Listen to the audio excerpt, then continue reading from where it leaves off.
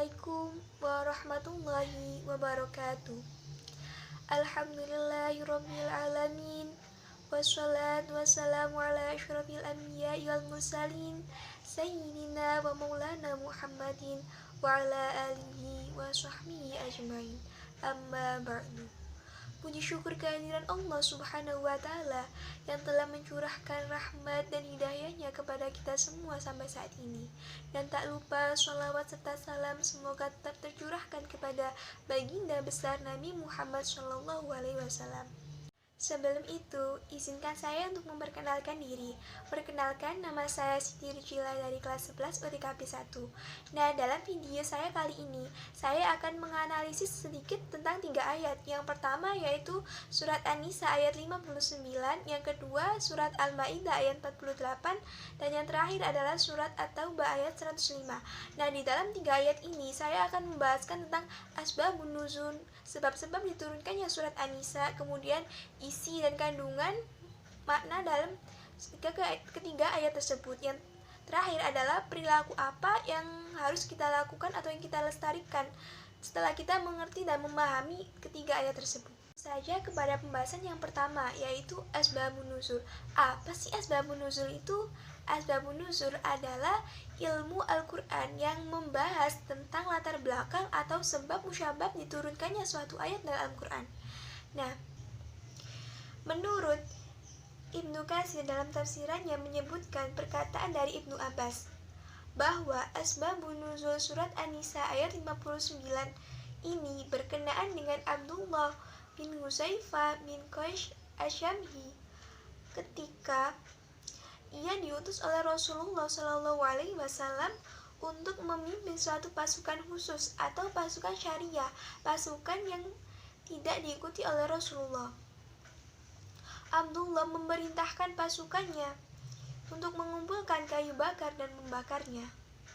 Setelah api itu menyala, ia menyuruh pasukannya untuk memasuki api itu. Lalu salah seorang pasukannya menjawab, "Sesungguhnya jalan keluar api itu hanya pada Rasulullah. Jangan tergesa-gesa mengambil keputusan sebelum menemui beliau. Jika Rasulullah memerintahkan untuk kalian untuk memasuki api tersebut, maka masukilah." Kemudian mereka menghadap kepada Rasulullah dan menceritakan semua yang terjadi pada Rasulullah. Dan Rasulullah menegaskan, ketaatan hanyalah pada kebaikan. Dalam cerita tersebut dapat disimpulkan asal muasal dari surat An-Nisa ayat 59 ini, karena Allah menurunkan surat An-Nisa ini berdasarkan dari cerita tersebut. Untuk lebih jelasnya lagi, saya akan menjabarkan satu persatu melalui isi kandungan pokok dari surat An-Nisa ayat 59 ini. Pada poin yang pertama adalah ketaatan mutlak kepada Allah dan Rasul-Nya, sesuai dengan potongan ayat berikut ini. A'udzu billahi minasyaitonir rajim. Bismillahirrahmanirrahim. Ya ayyuhalladzina amanu atiiullaha wa atiiur rasul.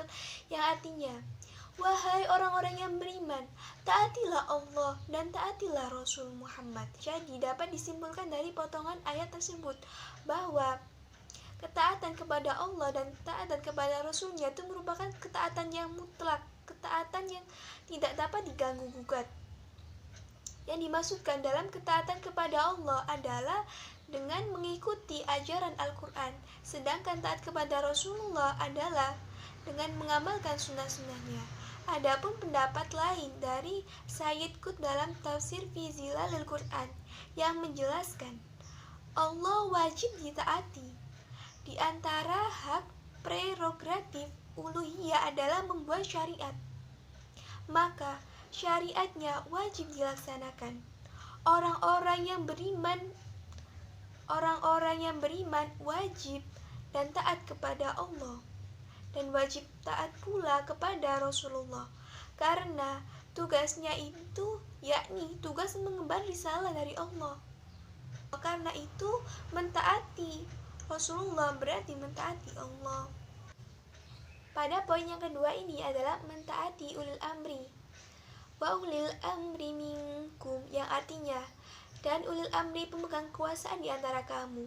Islam mengajarkan kita untuk mentaati seorang pemimpin atau ulil amri.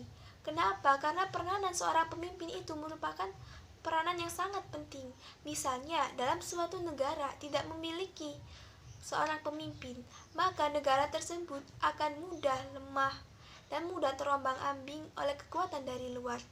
Maka dari itu kita diwajibkan untuk taat kepada ulil amri. Namun perlu diketahui, dalam kalimat wa ulil amri minkum tidak terdapat kalimat atiu seperti sebagaimana pada perintah taat kepada Rasulullah. Kalimat ini dimaknai ketaatan kepada ulil amri hanya ketika perintahnya tidak bertentangan dengan ketaatan kepada Allah dan Rasulnya. Jika ulil amri memerintahkan sesuatu yang bertentangan dengan Al-Quran dan Sunnah Rasulullah untuk berbuat maksiat, maka tidak ada kewajiban untuk menaatinya. Poin yang ketiga adalah kembali kepada Al-Quran dan hadis. فَإِن تَنَازَعْتُمْ فِي شَيْءٍ فَرُدُّوهُ إِلَى اللَّهِ وَالرَّسُولِ إِن كُنتُمْ تُؤْمِنُونَ بِاللَّهِ وَالْيَوْمِ الْآخِرِ, yang artinya, kemudian jika kamu berbeda pendapat tentang sesuatu, maka kembalikanlah kepada Allah Al-Quran dan Rasul Sunnahnya. Jika kamu beriman kepada Allah dan hari kemudian. Jadi kesimpulan dari potongan ayat tersebut adalah jika ada yang diperselisihkan di antara manusia mengenai pokok-pokok dan cabang-cabang agama, hendaknya dikembalikan kepada penilaian kitabullah dan sunnah Rasulullah. Perintah mengembalikan perselisihan kepada Al-Quran dan hadis ini ditunjukkan kepada orang yang beriman. Orang yang beriman kepada Allah dan hari akhir. Hal ini menunjukkan bahwa siapa yang tidak menyerahkan keputusan hukum tersebut kepada kitabullah dan sunnah Rasulullah di saat berselisih pendapat, maka ia bukan orang yang beriman kepada Allah dan hari kemudian. Sekarang adalah poin yang keempat, hasil rujuk dari Al-Quran dan hadis. Alika khairu wa ahsanu ta'wila, yang artinya yang demikian itu lebih utama bagimu dan lebih baik akibatnya. Dalam potongan ayat tersebut menjelaskan bahwa kembalinya kepada Al-Quran dan hadis yang menghasilkan penyelesaian yang lebih baik dan membawa akibat yang lebih berkah. Maka dari itu apabila kita menyerahkan semuanya kepada Allah, maka Allah akan mempermudah segala masalah yang kita alami.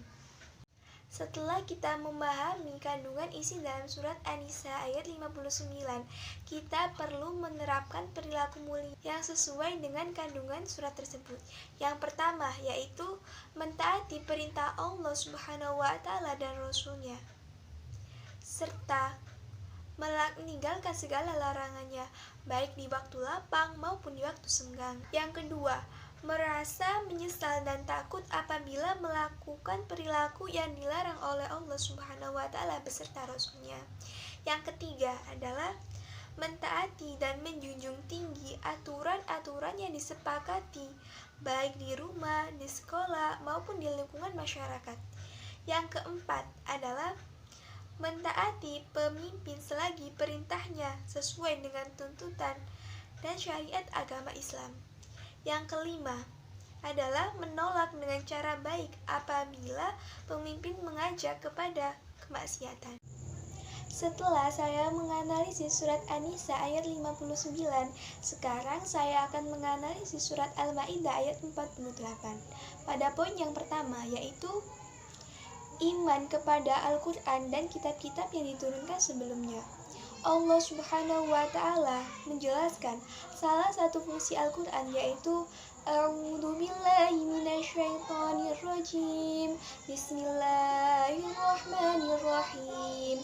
Wa anzalna ilaikal kitaba bil haqqi musaddiqan lima baina yadayhi baina yadayhi minal kitabi wa muhaiminan alaih, yang artinya, dan kami telah menurunkan kitab Al-Quran kepadamu Muhammad dengan membawa kebenaran, yang membenarkan kitab-kitab yang diturunkan sebelumnya dan menjaganya.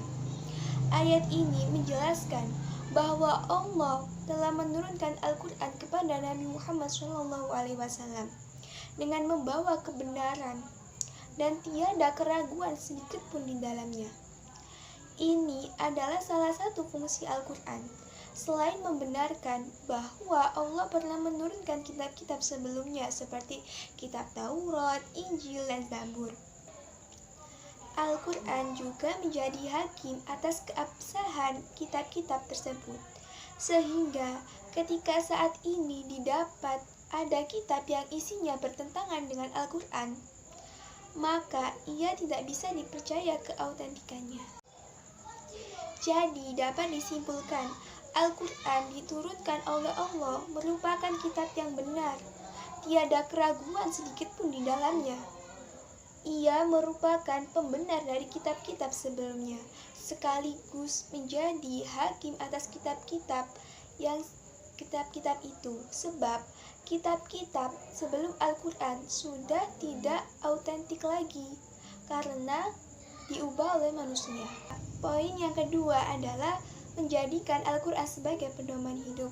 Allah memerintahkan kita sebagai manusia untuk berpegang teguh kepada Al-Quran dan menjadikan Al-Quran sebagai pedoman hidup sesuai dengan potongan ayat berikut.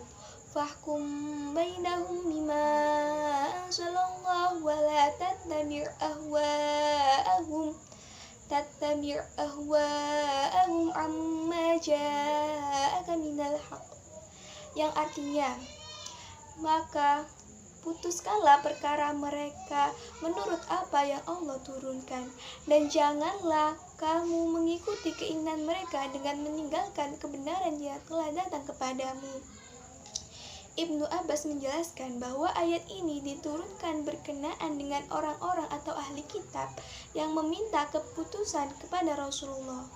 Awalnya, Rasulullah diberi pilihan untuk memutuskan perkara mereka atau mengembalikan perkara itu kepada kitab mereka masing-masing. Namun kemudian Allah menurunkan ayat ini. Dengan turunnya ayat ini, Rasulullah diperintahkan untuk memutuskan perkara di antara mereka atau ahli kitab dengan apa yang ada di dalam Al-Quran. Jadi dapat disimpulkan bahwa Al-Quran adalah pegangan hidup. Ia harus menjadi pedoman dalam memutuskan segala sesuatu perkara yang ada. Pada poin yang ketiga ini, Allah menjelaskan bahwa setiap umat memiliki syariat dan manhaj masing-masing sesuai dengan potongan ayat berikut. Likullin ja'alna minkum syir'atan wa minhaja, yang artinya, untuk setiap umat di antara kamu, kami berikan aturan dan jalan yang terang. Menurut pendapat dari Syekh Wahbah Az-Zuhaili menjelaskan, syir'atan adalah apa yang disyariatkan Allah Subhanahu wa Ta'ala kepada setiap umatnya berupa agama, sistem aturan, dan hukum-hukum lainnya. Sedangkan minhaja adalah jalan terang yang ditempuh manusia dalam beragama. Jadi dapat disimpulkan bahwa setiap umat memiliki syariat dan hukum sendiri-sendiri sesuai dengan zaman dan kondisi hidup mereka saat itu. Namun secara akidah dan pokok agama semuanya sama, bertauhid kepada Allah Subhanahu wa Ta'ala. Pada poin yang keempat ini, Allah memerintahkan setiap hambanya untuk berlomba-lomba dalam berbuat kebajikan sesuai dengan potongan ayat berikut. Walau sya'allahu laja'alakum ummatan wahidatan walakin liyabluwakum fima atakum fastabiqul khairat, yang artinya, kalau Allah menghendaki, niscaya kamu dijadikannya satu umat saja, tetapi Allah hendak menguji kamu terhadap karunia yang diberikannya kepadamu, maka berlomba-lombalah berbuat kebajikan. Ibnu Katsir menjelaskan, Allah telah menetapkan berbagai macam syariat untuk menguji hamba-hambanya dengan memberikan pahala kepada orang-orang yang taat dan menyiksa orang-orang yang berdurhaka kepadanya. Dan ada juga hadis dari Buya Hanika dalam tafsir Al-Azhar yang menyatakan bahwa berlomba-lombalah kamu semuanya berbuat pekerjaan yang baik di dalam dunia ini dengan memegang pokok pertama, yaitu taat kepada Allah Subhanahu wa Ta'ala, dan percaya bahwa di belakang hidup sekarang ini terdapat kehidupan lagi, yaitu kehidupan di alam akhirat. Dan dapat disimpulkan bahwa Allah menjadikan umat manusia beragam-ragam untuk menguji mereka dan memberi kesempatan mereka untuk berlomba-lomba dalam berbuat kebaikan. Pada poin kelima ini membahas mengenai semua akan kembali kepada Allah Subhanahu wa Ta'ala. Allah menegaskan kepada semua manusia bahwa kelak mereka akan kembali kepadanya sesuai dengan potongan ayat berikut ini. Ilallahi marji'ukum jami'an fayunabbi'ukum bima kuntum fihi tahtalifun, yang artinya hanya kepada Allah kamu semua kembali, lalu diberitahukannya kepadamu terhadap apa yang dahulu kamu perselisihkan. Jadi kesimpulannya adalah semua manusia akan dikembalikan kepada Allah dan mendapatkan balasan apa yang mereka yakini dan apa yang mereka kerjakan selama di dunia ini. Setelah memahami kandungan isi surat Al-Maidah ayat 48, maka sehendaknya kita menerapkan perilaku mulia yang sesuai dengan surat Al-Maidah, yaitu yang pertama, meyakini bahwa hidup itu perjuangan dan di dalam perjuangan terdapat kompetisi. Dan yang kedua adalah berkolaborasi dalam melakukan kompetisi agar pekerjaan menjadi ringan, mudah, dan hasilnya maksimal. Yang ketiga adalah dalam berkolaborasi semuanya diniatkan ibadah dan semata-mata mencari ridha Allah Subhanahu wa Ta'ala. Yang keempat adalah selalu melihat sesuatu dari sisi positif, tidak memperbesar masalah perbedaan, tetapi mencari titik persamaan. 5. Ketika mendapatkan keberhasilan tidak tinggi hati. Ketika mendapatkan kekalahan, ia selalu sportif dan berserah diri kepada Allah Subhanahu wa Ta'ala. Dan yang terakhir, saya akan menganalisis surat At-Taubah ayat 105 pada poin yang pertama, yaitu beramal dan bekerjalah sesuai dengan potongan ayat berikut ini. A'udzubillahi minasyaitonirrajim. Bismillahirrahmanirrahim. Wa qul i'malu, yang artinya dan katakanlah bekerjalah kamu. Jadi dapat disimpulkan bahwa Allah memerintahkan kepada kita untuk beramal saleh sebanyak-banyaknya. Yang dimaksudkan dalam amal di sini adalah perbuatan, tindakan, usaha, dan keaktifan hidup. Selain kita beribadah kepada Allah, orang yang beriman wajib untuk bekerja dan berusaha sesuai dengan kemampuan dan bakatnya. Apabila kita menginginkan sesuatu, maka kita wajib untuk melakukan usaha dan pekerjaan itu untuk mendapatkan apa yang kita inginkan. Dan yang kedua adalah Allah melihat amal dan pekerjaanmu sesuai dengan potongan ayat berikut ini. Fasayarallahu amalakum wa rasuluhu wal mu'minun, yang artinya maka Allah akan melihat pekerjaanmu, begitu juga Rasulnya dan orang-orang mukmin. Yang dimaksudkan dalam potongan ayat tersebut adalah Allah selalu melihat pekerjaan yang dilakukan oleh setiap umatnya yang bersungguh-sungguh, bukan tentang apa yang ia dapatkan, tetapi tentang apa yang ia lakukan, proses dengan cara bagaimana ia melakukan dalam suatu pekerjaan tersebut. Maka Allah akan selalu mengintai dan merahmati orang-orang yang bersungguh-sungguh dan bekerja kepadanya. Poin yang ketiga ini adalah seluruh amal akan dipertanggungjawabkan dalam potongan surat ayat berikut ini.